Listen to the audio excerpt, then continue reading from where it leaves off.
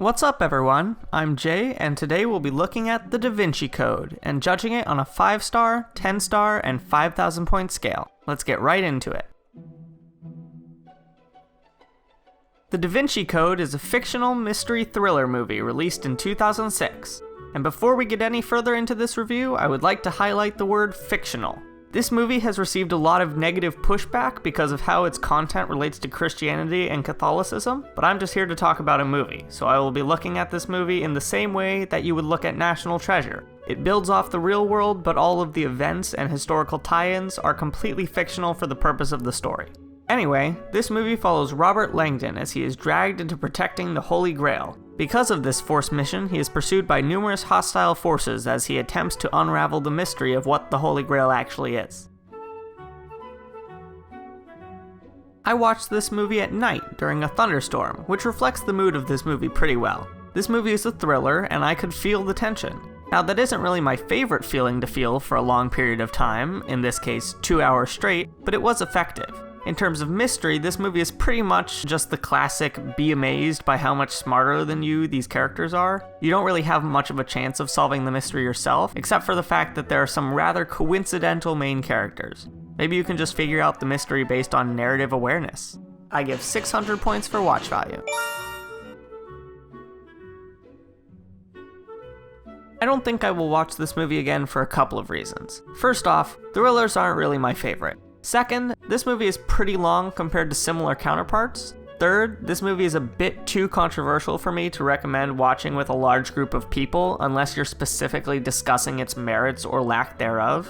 And finally, this movie is really pushing its PG-13 rating in a way that was a bit uncomfortable for me at times. I give 0 points for rewatch value.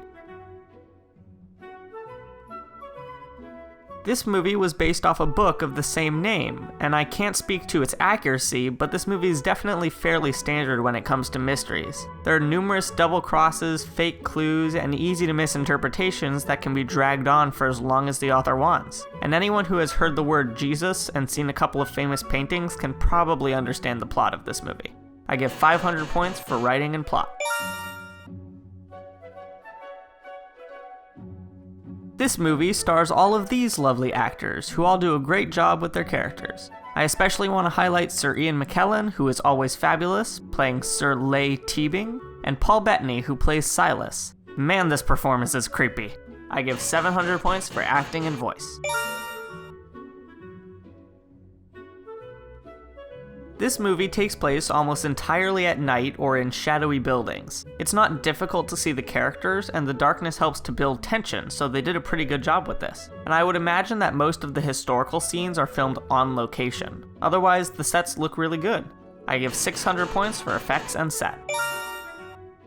Now for the random sequence of numbers that will inevitably be important. We've got 2.4 out of 5, 4.8 out of 10, and 2,400 points.